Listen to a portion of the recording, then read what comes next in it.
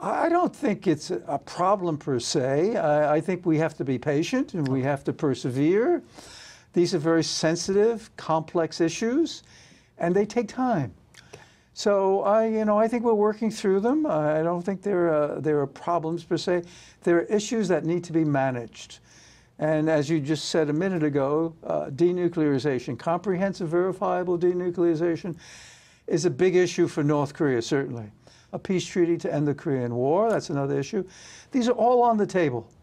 And it's a question of how you time, actions for actions, commitments for commitments. How do we phase in these programs? How do we monitor the denuclearization and the timing between denuclearization and the security assurances for North Korea? Okay.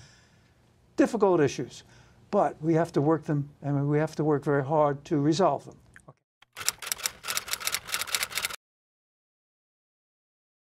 I'm a little disappointed, indeed, if North Korea is manufacturing another intercontinental ballistic missile. But I'm not surprised, because until we have a final agreement, and that means North Korea gives us a declaration of all their nuclear weapons and their nuclear weapons programs, and we have a verification protocol to monitor denuclearization. Until we have that, we don't have the particulars on how we could time the deliverables to North Korea and the process of denuclearization. So, am I surprised? Not too surprised. Am I disappointed? Yes, I'm disappointed. But that means we have to move that much faster to get North Korea to move on the core issue of complete, verifiable denuclearization.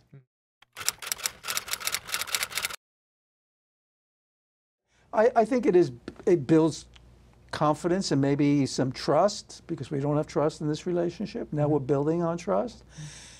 But I don't think it's central. It's a core element of denuclearization. It's part of it.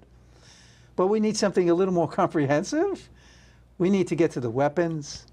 They need to stop producing fissile material. We need to get to the facilities.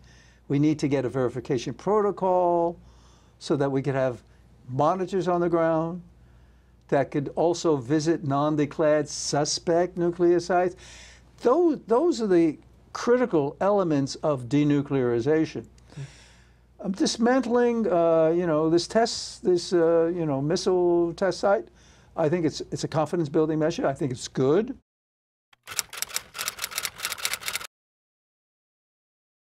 I think it'd be excellent. I think this is an opportunity for President Donald Trump with Chairman Kim Jong-un to reconfirm our commitments to North Korea on the security assurances and ultimately, eventually, a normal relationship.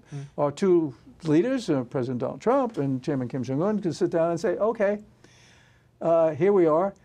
Let's see how much progress have we made. An opportunity to review what they agreed to on the 12th of June. And hopefully when they do meet again, we do have a declaration and a verification protocol so that there would have been progress on denuclearization. So I think having another summit, in my view, would be also an incentive to Kim Jong-un, Chairman Kim Jong-un, to ensure that North Korea is moving on denuclearization. Okay.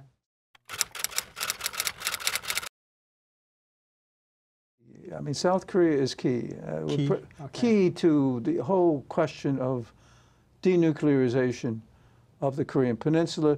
It was President Moon Jae-in, it was his summit on the 27th of April that initiated, and it was going back to, if you will, the New Year's address of Kim Jong-un and the invitation from President Moon Jae-in to participate in the Winter Olympics. So South Korea is key to resolving issues with North Korea, and they have a leadership role. That means the United States and the Republic of Korea have to be totally in sync on all issues related to North Korea. There cannot be any space between the United States and the Republic of Korea on all these issues here. This is a team effort. And certainly it was President Moon Jae-in who put this ball in play and started a very progressive process. Key is that South Korea and the United States work together to ensure that North Korea completely verifiably denuclearizes and that they get the security assurances.